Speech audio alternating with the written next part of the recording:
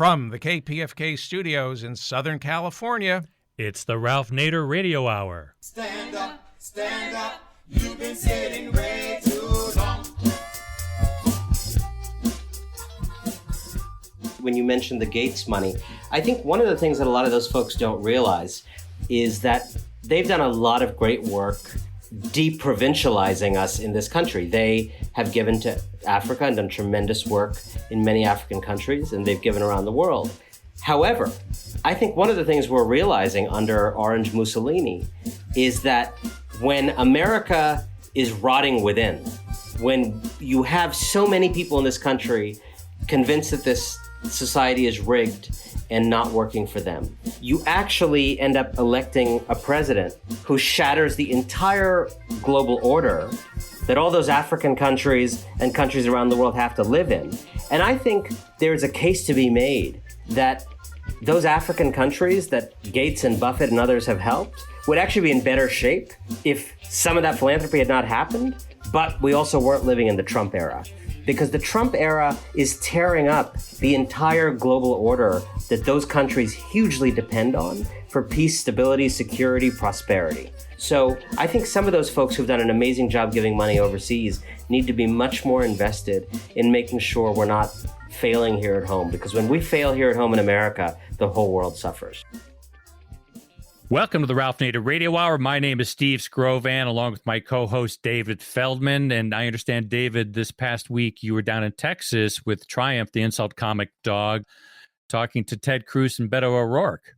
Yes, I got to see Ted Cruz, and interesting thing, he went to Princeton undergrad and Harvard Law School. That's a toxic brew. Hi, Ralph. Well, I mean, I did the same thing, David, so don't overgeneralize. And I want to point out before we go on to the rest of our program that I just put out an article called Democrats, headline, America needs a raise now before the election. And the way the Democrats can get more lower income people to vote is to tell them that they are able to vote for a raise, long overdue.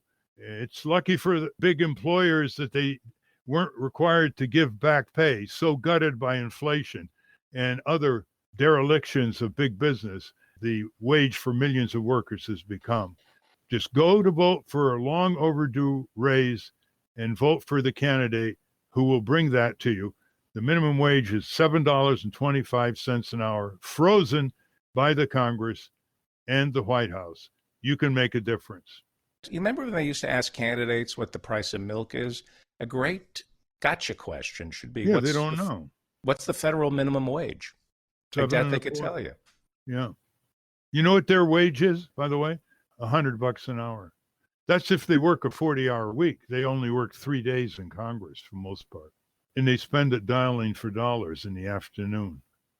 We have a truly fascinating show for you today. Our guest is writer and political analyst Anand Giridharadas. He has written a book entitled Winners Take All, The Elite Charade of Changing the World.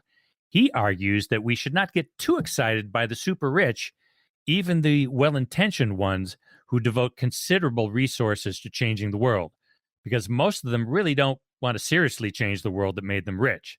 It's not that they don't want to do good, it's just that the good they do is on the margins. They seem unwilling to change a system that does so much harm. And as always, we will check in with our corporate crime reporter, Russell Mokhiber. And if we have time, we will continue our march through your listener questions. But first, let's talk to someone who is able to penetrate the inner sanctums of the new Gilded Age. Anand Giridharadas is a writer and an on-air political analyst for NBC News and MSNBC, as well as being a visiting scholar at the Arthur L. Carter Journalism Institute at New York University. He is a former columnist and correspondent for the New York Times, having written most recently the bi-weekly Letter from America. His latest book is entitled Winners Take All, The Elite Charade of Changing the World. Welcome to the Ralph Nader Radio Hour, Anand Giridharadas. It's great to be with you. You know what Giridharadas rhymes with? Nothing. Nothing. It'd be interesting to see what reaction there has been to your book. I have a similar experience with the work of political fiction that I put out a few years ago called Only the Super Rich Can Save Us, in quotation. And it was a story about how a number of enlightened billionaires led by Warren Buffett in the fictional context decided they were going to take a year off and change the country, top down, bottom up. And they organized and paid for organizers and clean election parties, all kinds of strategies, all the way to Washington and the Congress and the White House. And Warren Buffett liked the book so much that he invited me out to have a book signing at his gigantic annual gathering of shareholders of Berkshire Hathaway. So my experience has been that you get an interesting response from the enlightened rich people, but when you put specific projects in front of them, for a variety of reasons, they don't come forward. So, Anand, what was the reaction of these philanthropists and these wealthy people to your book? I have to tell you, Ralph, it's been somewhat astonishing to me. As you know, writing a book is a lonely endeavor. This is, of course, a reported book. So I spent a lot of time out in the field with these people trying to understand what rich people are really doing when they say they're changing the world. And I went to Silicon Valley and I spent time on that cruise ship so that your listeners wouldn't have to, with those 3,000 entrepreneurs. And I interviewed a variety of folks. But I also spent a lot of time by myself writing. And when I have come out into the world with the book, the biggest surprise to me has been the openness, not universal by any means. There's a lot of resistance to this book, but I expected a wall of resistance from the people that I'm indicting. I expected pushback and defensiveness, and there's been some of that, but there has been, to my happy shock, a kind of openness to the idea that many of the richest and most powerful people in our age are standing on top of an indefensible mountain, and they don't know how to get down. And it remains to tell whether they're sincere in their desire to get down from the indefensible mountain. But every day I'm hearing stories. I have kind of my network of little spies all around the country who tell me about these hilarious moments. Someone told me the other day, a friend walked into Susan Buffett's office, who does a lot of philanthropy for Warren Buffett, and sees my book on Susan Buffett's desk. And there's some conversation about well, I guess we got to deal with this now, don't we? And the other day, someone was at a Goldman Sachs event in California, I believe it was. And the founder of Chobani Yogurt was asked what his favorite recent book was. And he said, my book. And the Goldman Sachs interviewer very quickly moved on to what's your favorite food? And, Jack Dorsey from Twitter, recently tweeted that, his to-do lists, as he often does. And my book was on it. And I say that not to, as the president would say, not in a braggadocious way, but because I am struck that actually, thanks to the president, I believe, many privileged people are looking around at the society and realizing that if they are right in the assumptions they've held true for the last 30 or 40 years, this wouldn't have happened. You only get Orange Mussolini when a lot of us were wrong in our basic assumptions, our worldview, our reflexes. And so I am here to tell you, having spent the last 2 months doing 3 or 4 events a day all around this country, including with some of these plutocrats, there is an openness right now to a rethinking of our deeper systems that I have not seen in my lifetime. And what was it like going to the Aspen conference and having the thoughts and articles and books that you've written? What kind of reactions they give you? The whole notion, and Aspen is one of these places, Davos is another, where the rich and powerful gather to do some combination of business networking and world saving. And the two are very mingled, and they kind of live under this mantra of doing well by doing good. So, you and I might do a business deal together, or we might also, try to help Africa. We're not sure where Africa is, but we might try to, have my hedge fund and your private equity fund help Africa.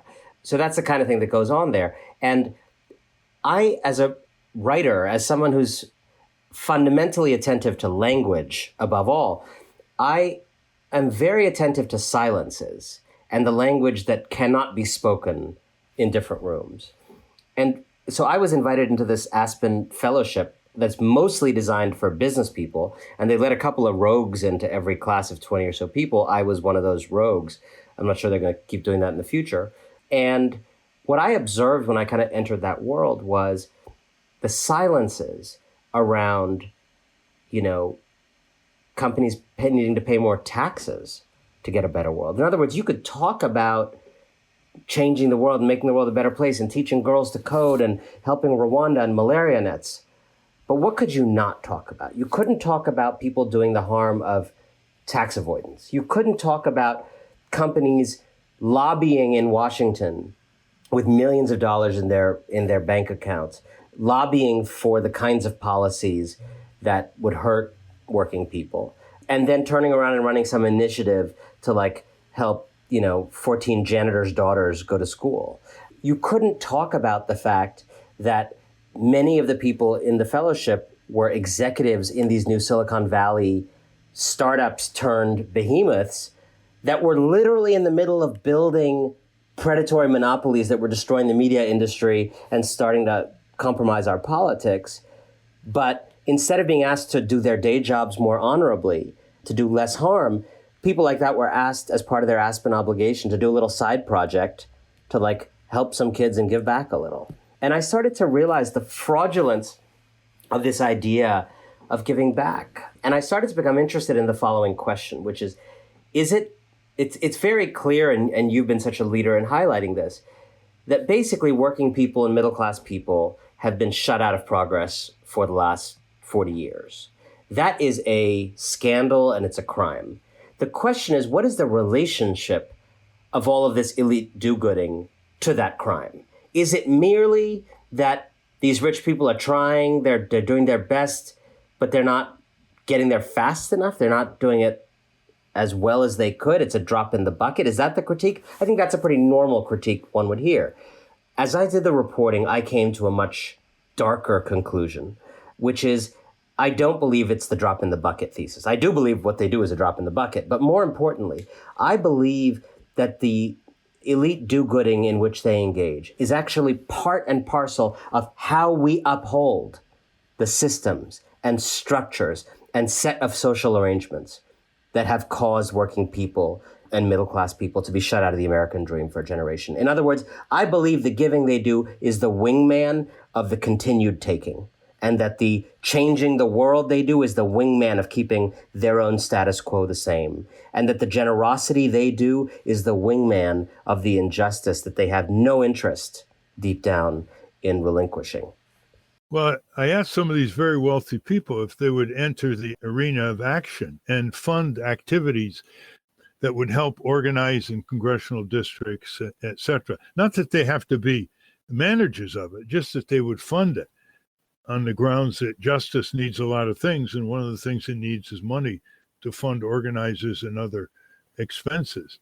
And they just never seem to want to get into that arena, I think, because then they might get into the news and business relations might be damaged or they would be criticized. And I did this with people of substantial wealth. And one of them, Carl Icahn, said, well, Ralph, I have a foundation and its guidelines cover education and children. Well, we always get this reaction. It doesn't meet the guidelines. The proposal's outside our guidelines. Well, who makes the guidelines? It's the very people who say it doesn't meet our guidelines. They could always change it, but they don't. Nick Hanauer is a near billionaire in Seattle. He has a small think tank, and he writes great articles for Politico and other outlets on the necessity to raise the minimum wage.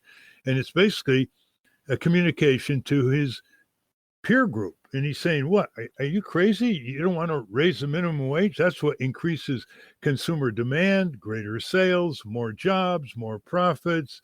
And that's the way our economy was built. How can you not want to raise the inflation gutted minimum wage, which is now frozen at the federal level at $7.25?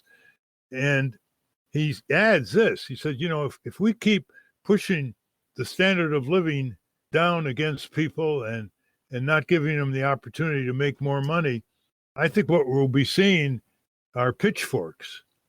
However, when I mentioned to Nick Hanauer, that it would take a certain amount of money to lobby the minimum wage through Congress. Not that much, actually. I think it could be done for $100 million. Just think of the trillions of dollars in the following decade of desperately needed money by tens of millions of American low-paid workers, service workers, home health care workers, and so on. And he didn't show any interest. He didn't show any interest of, contacting his wealthy colleagues and getting it done. So that's the puzzle we have with these enlightened philanthropists. And that's such an important point, because I think one of the things that I found, the obvious critique of what you're saying right now, or of what I argue in Winners Take All, is that what's so bad about trying to do good? I mean, isn't it better than buying a yacht? Isn't it better than helping out in some small way, in the way that Icon proposes? And here is the response growing out of your story.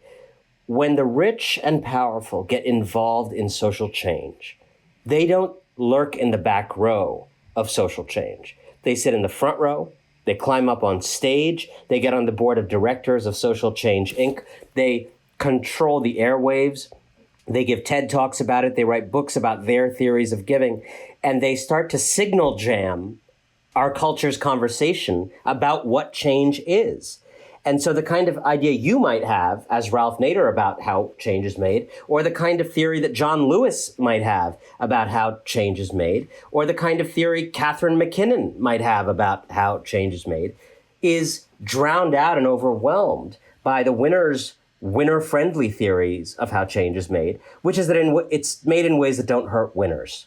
It's as if we had to do civil rights in a way in which white people were in charge of it. It's as if the women's suffrage movement were required to be run entirely by men. That is what we are doing on this kind of third and related supremacy of capital supremacy. We talk about white supremacy and male supremacy in American life today, but there's a third supremacy that has allowed those other two supremacies to function in the way they do, and that is capital supremacy.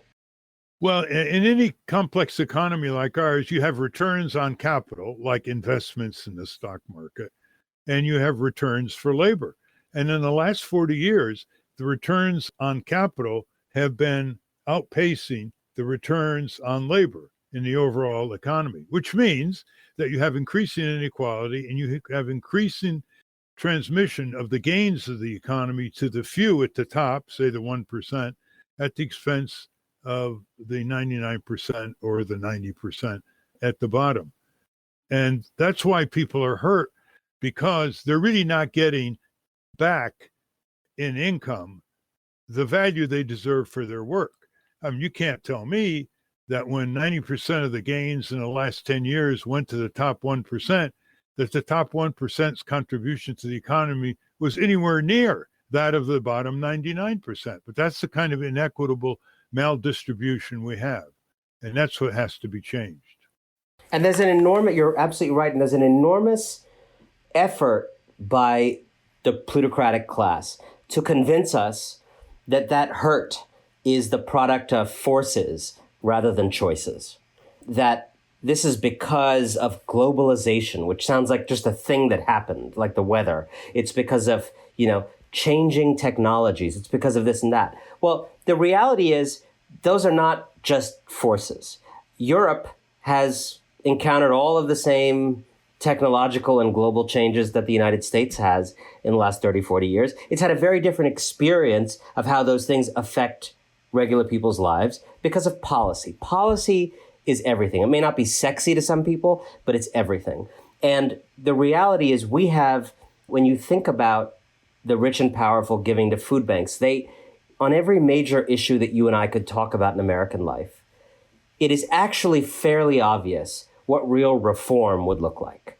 It's pretty obvious that we need to tax rich people, inheritances, large corporations more than we do. It's pretty obvious that we need to stop having so many Americans sit, as they do in those campaign videos, around kitchen tables looking at their healthcare bills and thinking and talking about them, and actually just take that issue off the table so they can focus on raising their kids and starting their businesses and doing whatever it is that they want to do with their lives. It's pretty obvious that we need to reinvent labor protection for the age of the Uber driver and the Amazon warehouse and the tech revolution and AI and all of that. So those things are all areas where it's obvious that we need large reform. And what the winners do is they don't ignore those issues, or for example, the issue of the need to empower women and bring them more fully into the labor force in a way that they're not going to get groped every day.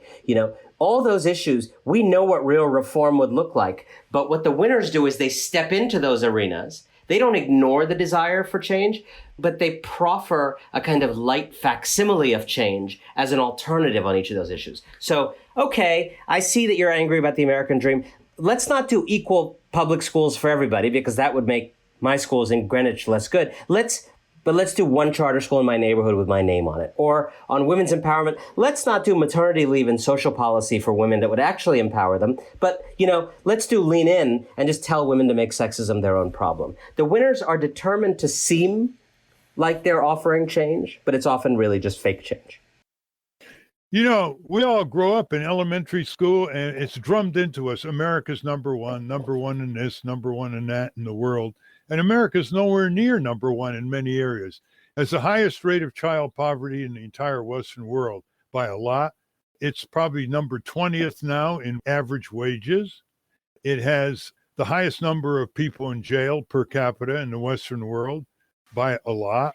And it's probably 20th or 22nd ranked in terms of our healthcare system and infant mortality. So we have to get over this America's number one, because that's what keeps us from learning or wanting to learn from other countries. Because on top, what can we learn from foreign countries?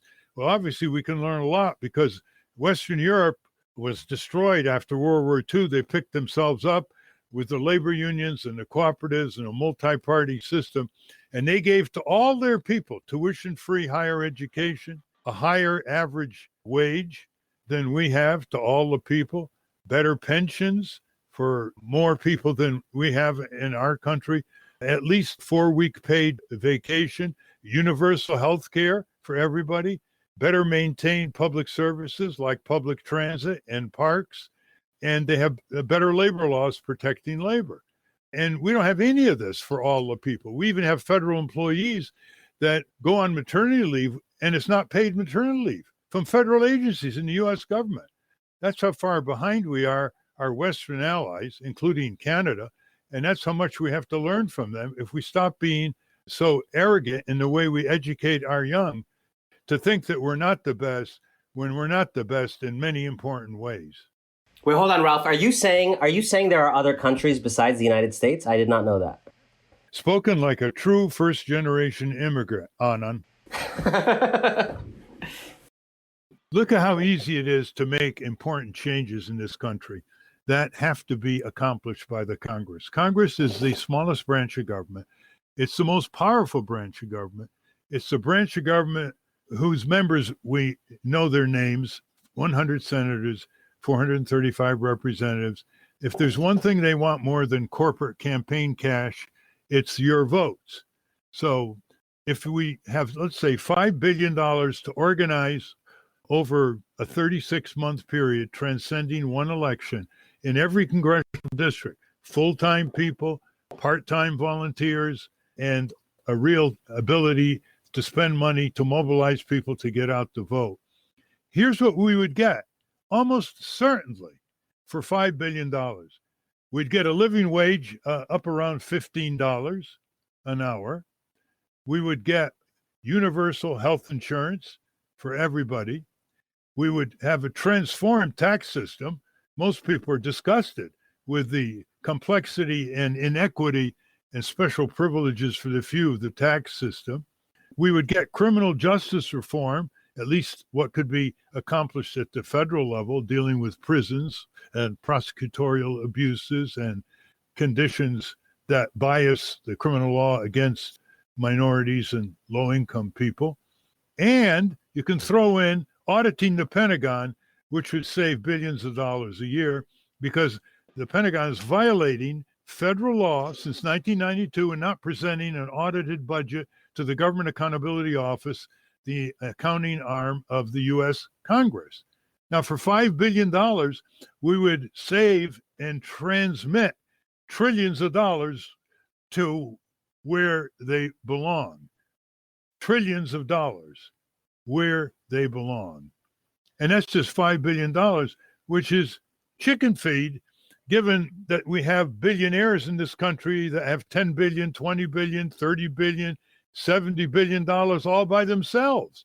Never mind the smaller fry where they're only worth $1 billion or $2 billion, like on the Forbes 400. Now, can we find enough enlightened billionaires?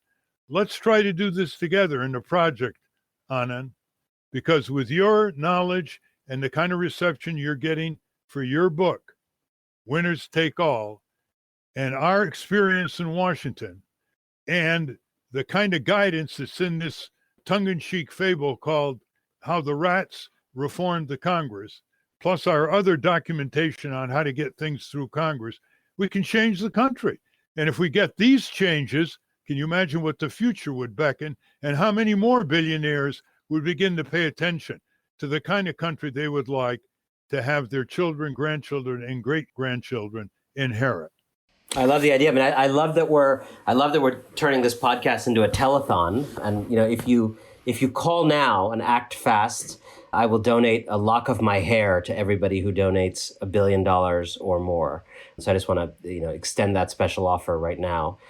But I think it's a very important point. I would think of, and by the way, I think it should not just come from you and me on the left. I think actually one should think about a commission to restore the American dream and actually get some conservatives on there, but conservatives of goodwill, not people in Congress, who are actually passionate about social mobility in this country, about the idea of meritocracy actually working, and put together what are the 4 or 5 best ideas that are breakthrough ideas for making this country work for most people in this country again.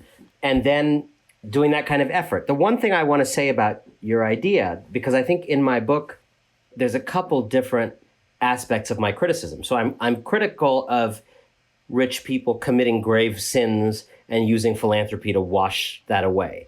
I'm also critical of people, doing little bits of change, but avoiding the kind of systemic issues that you just addressed. So I love the idea of them getting involved in those issues. But the idea of getting them involved in those issues raises a third area where I'm also critical, which is I'm concerned about their level of influence over our democracy.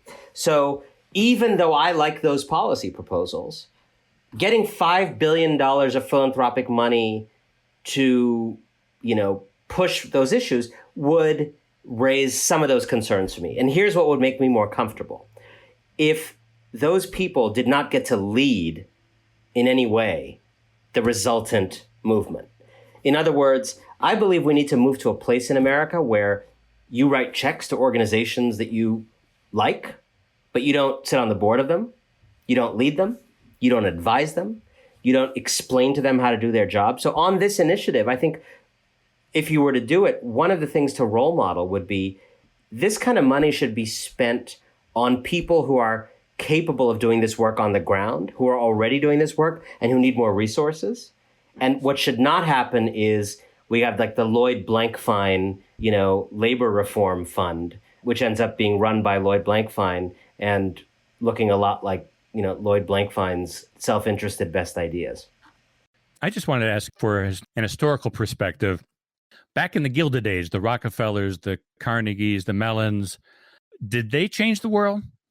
It's a great question. I think the age we're in is very similar to the age we were in about 100 years ago.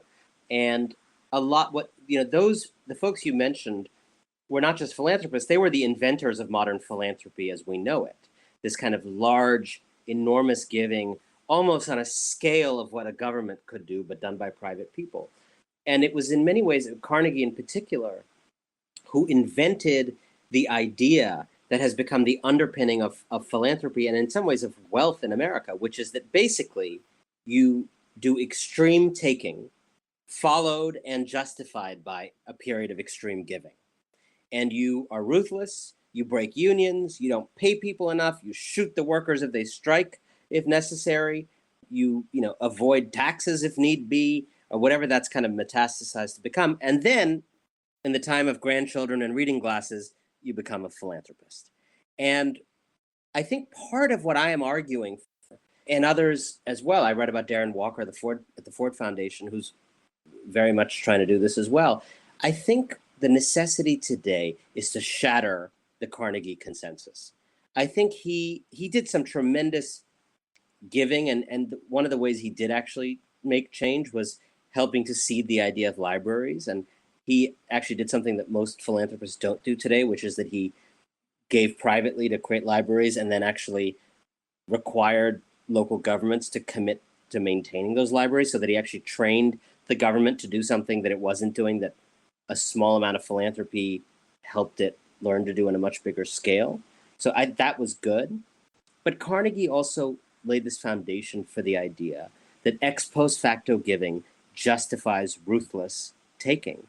And part of what I'm trying to shatter today is the notion that you can ruin the world and then redeem it, that you can cause massive harm and then be a do-gooder. And when I look at, I think it is no accident that the most idealistic large company in American history, Facebook, is also the first company in American history to tip possibly a presidential election. So idealism, when it is kind of coded onto predatory companies, is not our friend. It's a distraction that allows us to be ruled. Years ago, we did a book on DuPont in Delaware, Anand, and yeah, it was just what you said. I'll send you a copy. It's just what you said. They it took huge amount out of Delaware, and then they established a few foundations. At what point they owned the two major papers in Wilmington, Delaware, and they gave back a pittance of what they took out. For example, they made sure that they paid very few property taxes in their vast land ownerships and industrial facilities. And then they turned around and had their foundations give back a fraction of that. That's what you're talking about. Yeah. And I mean, the do-gooding is always tends to be on a much smaller scale than the harm doing. The reality is a lot of the harm that's being done by the wealthy in this country is with a B in the billions of dollars of profit, result profit, and a lot of it's with an M in the millions. What about the harm that the Bill and Melinda Gates Foundation is doing? They're acting unilaterally without any congressional oversight. They're making decisions for Africa and American public schools. Can you speak to that I know we're out of time, but could you speak about that for a second? Yeah, I mean, I think the Gates example is an important one because it doesn't contain some of the problems that we see elsewhere, in that you're not talking about someone who caused millions of people to be foreclosed on and lose their homes. You're not talking about someone who caused an opioid crisis and is covering up the harm they're doing. So some of those issues are off the table. I think the issue that is very much on the table is the question that of the exercise of power, which is exactly what you're raising. And there's a guy at Stanford, Rob Reich, who talks about the fact that philanthropy is an exercise in power, and any exercise in power needs to be greeted with skepticism, not gratitude. So we can be grateful for the kindness of the Gates Foundation, but as you say, even in doing what they see as the good, whether it's in Common Core and public schools and pushing particular ideas that they think are the right ideas in education, or going to other countries with weak governance systems and pushing them in, even if they're doing the right thing, even when it's the best possible scenario, it is an exertion of power over public life that should make any freedom-loving person worry. And if the worry turns out to be misplaced, that's fine. That's what worry is for. But it is a little absurd to me that in this country, we are so worried about fantasy government overreach that's never going to happen. The government coming for your guns, the government sort of, invading your freedom to work by taxing you too much, or the, right to work states and all. We have this like fantasy idea that the government has too much power. And at the same time, you have private actors who are ruling us privately and making public decisions privately, and we simply don't have the same kind of anguish about it. What and about perpetuating the myth? How it perpetuates the myth that private industry can do things more efficiently than government can, that we'd rather have. Yeah, I think that's at the heart of my book. And I think part of what the book is about at its core is the notion that being good at business is an automatic qualifier for solving any societal problem. In other words, I mean, there's a lot of people, I know some people who are very, very good academic sociologists. And I will tell you something you never hear good academic sociologists say, which is, I should be in charge of running that restaurant chain because I'm really good at academic sociology, right? Or you never hear really talented pilots saying, you know what? I think I should run Chicago Public Schools because I land planes expertly, and I've done many of them. But business people, when business people succeed at any kind of business, many of them are filled with the thought that what they need to do urgently is get into some other domain, in which they have no knowledge, and actually claim that they have all knowledge, and that businessman skills are just what it takes to save it. I often joke that you never want to get in a car with a philanthrocapitalist because they're gonna, swerve across 6 lanes. They don't know how to stay in their lane. Could you mind giving an example of choices that Bill Gates is making for American public schools and for Africa, where the Africans and the American citizens have no consent? I don't know in that level of detail. Let me say this.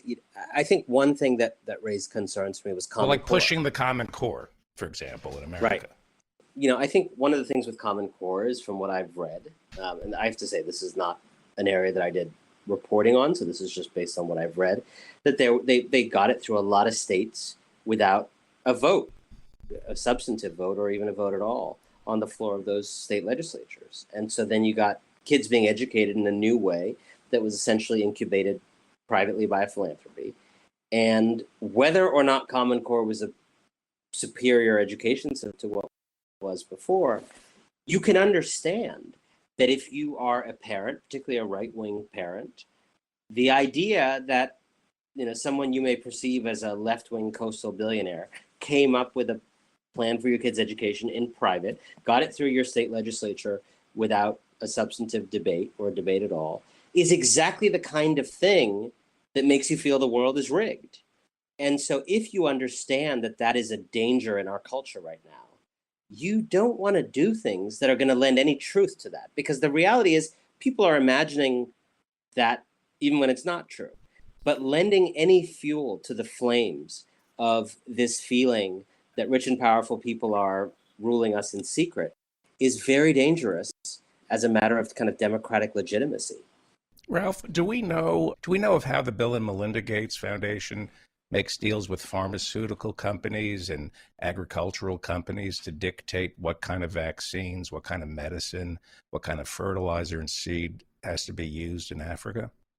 No, I don't know anything about that. I do know that Bill Gates has said that he's a big investor in biotech, which of course deals with genetically modified organisms in terms of seeds, but I don't know anything more in detail. Okay. Listen, well, we're out of time.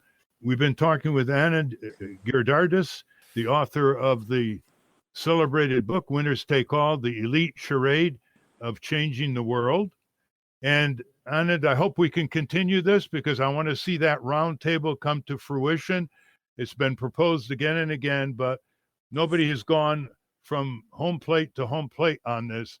And we can definitely make the kind of structural changes from a principle that I've learned throughout American history, that justice not only needs justice seekers, including those who are the aggrieved seeking justice, it needs money. The women's suffrage movement, the abolition of slavery movement drew on philanthropists in Boston and New York. The modern environmental movement drew on 2 families in New Orleans and Virginia in the 1960s. And so we should take it to the next step and make sure that your book and my book lead to a realization of change that is not charity, but justice, changing the country in ways that cannot be subjected to anybody pulling the plug because they don't like the way something is developing in the object of their charity. I like it. I think we should call it the American Dream Fund. That's fine. By the way, I wrote a book, on left-right alliance to dismantle the corporate state. So I'm very much resonating off your point that we should have conservatives as well as progressives. But the whole idea is to get pre-endorsement of proposals so that the funders don't get mixed up all the way down the line with what senator we should criticize or praise or tactics and strategies. But $5 billion to change things that would amount to trillions of dollars and a more productive, healthy, and safer life and a more just rule of law is what's called peanuts in the modern philanthropy movement. Thank you, Anand. Thank you so much. We've been speaking with Anand Giridharadas, author of Winners Take All, The Elite Charade of Changing the World. We will link to that at ralphnaderradiohour.com. Now we're going to take a short break and check in with the man who is a thorn in the side of the corporate elite, our corporate crime reporter, Russell Mokhiber. When we come back, we're going to do your listener questions. You are listening to the Ralph Nader Radio Hour. Back in a minute. From the National Press Building in Washington, D.C., this is your Corporate Crime Reporter Morning Minute for Friday, November 2, 2018. I'm Russell Mokhiber. The FBI is conducting a criminal investigation into whether Tesla misstated production figures about the electric car maker's Model 3 sedan and misled investors about its business. That's according to a report in the Wall Street Journal. The Journal reported that FBI agents are contacting former Tesla employees to interview them. The paper cited anonymous people familiar with the matter. A Tesla spokesperson said the company cooperated with a, quote, voluntary request, unquote, for documents from the Justice Department earlier this year, but has no additional requests for months. We have not received a subpoena, a request for testimony, or any other formal process, and there have been no additional document requests about this from the Justice Department for months, Tesla said in a statement. Earlier this year, Tesla CEO Elon Musk pledged to step up production of the Model 3 to 5,000 vehicles per week by the end of the second quarter. For the Corporate Crime Reporter, I'm Russell Mokhiber. Thank you, Russell. Our first question is actually not so much a question, it's an update. It's from a young independent reporter named Alex Nunez, who's working in the Rhode Island, Connecticut area. And he has been reporting how the defense contractor General Dynamics is getting a huge subsidy from the state of Connecticut to build a facility there. And in past show, Ralph suggested he file a Freedom of Information request to find out the details of the deal. And that was many months ago. And this is his latest update. He says, "Hi, Steve. Writing to give you an update on my Freedom of Information requests in Connecticut and Rhode Island regarding the two General Dynamics subsidy deals. Both states are still saying they're in active negotiations with the company and therefore cannot release any contract info on the subsidy packages." He says, "I'm curious what Ralph thinks of this. My memory is the deals were announced in late April, early May. Seems by now we should be able to see what our elected officials are putting our tax dollars behind and what stipulations, or lack thereof, they are agreeing to." I think the reason is the elections. In Connecticut, they're just putting the deal on hold to see whether Ned Lamont will win the race for the governorship. He's in the lead. He's a Democrat. And so it's just Governor Malloy passing it on to what he thinks will be his successor, Governor Lamont-elect. All right. Well, thank you for that update, Alex. Keep at it, I think you'd probably be saying to him. Right, Ralph? Yes, yes. This one comes from Andrew World. "Dear Ralph, I appreciate your show. However, at times I find it frustrating to listen to it. Instead of using unifying language around the generations, you feel the need to crap on them. The young generation are doing great work in activism, but you seem more interested in complaining about screen time as opposed to talking about what the new generation of activists are doing. Your analysis should not be about generational divides like those in corporate media, but instead focus on class divides. Every time you complain about the youth, you lose the chance of passing your wisdom down by alienating them. By focusing on class, you will not alienate those potential younger listeners." Since the 1960s, I've worked with thousands of young people, college students, people in neighborhoods to achieve greater justice. And when I see a vast majority of young people not emulating a small minority of young people in getting ready to take the responsibility for our country and the world in the coming decades, I have to challenge them. I don't want to flatter them. I don't want to engage in empty exhortation, because that doesn't recognize the reality of all too many young people who don't have a high enough estimate of their own significance as active citizens and have dropped out. A majority of young people don't even vote, much less get engaged in their community, state, region, nation, or world. And so I'm all about challenging them.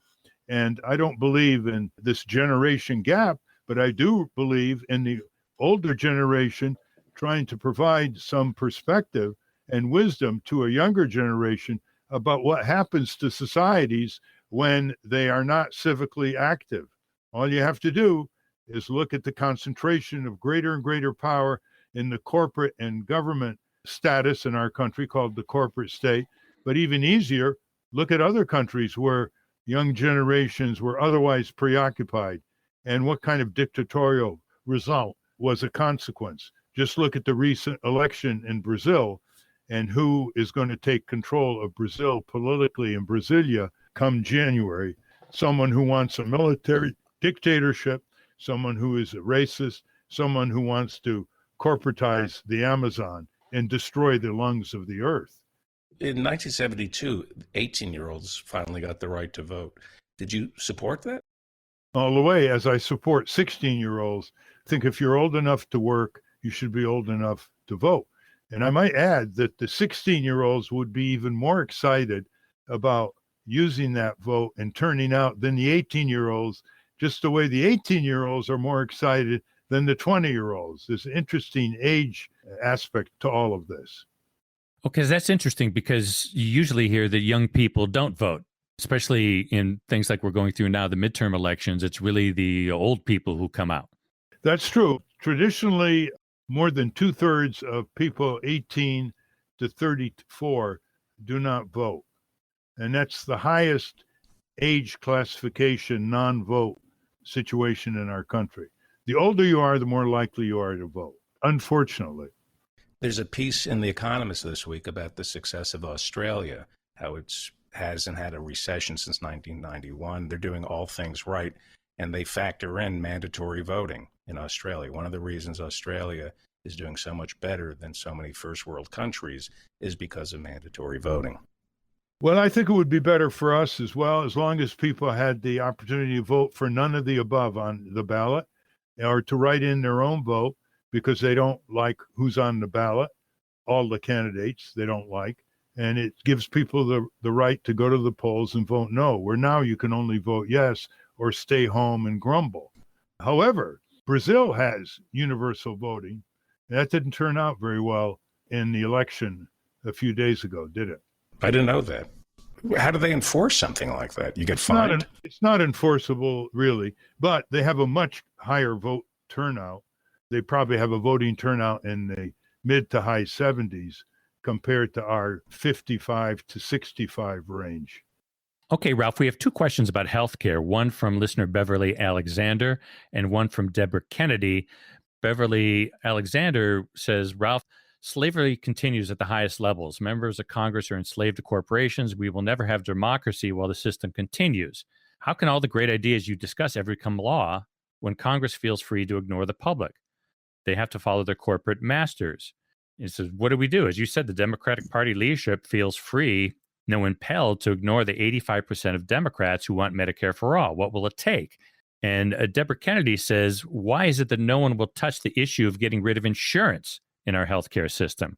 With insurance taking 40% of our premiums, 20% profit under ACA, plus at least 20% to coders, you would think someone would mention it. Why does everyone think we have to keep insurance? Do all the countries use insurance? Which insurance companies will we use under the new system? How will we rein them in? Can we get rid of pre-existing conditions?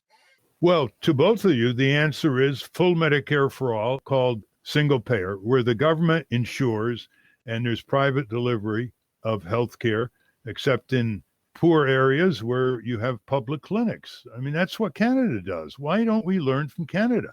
Look at the comparisons. In Canada, they spend half as much per capita, about $4,500, on insurance, the provinces with help from the national government, and they cover everybody, everybody.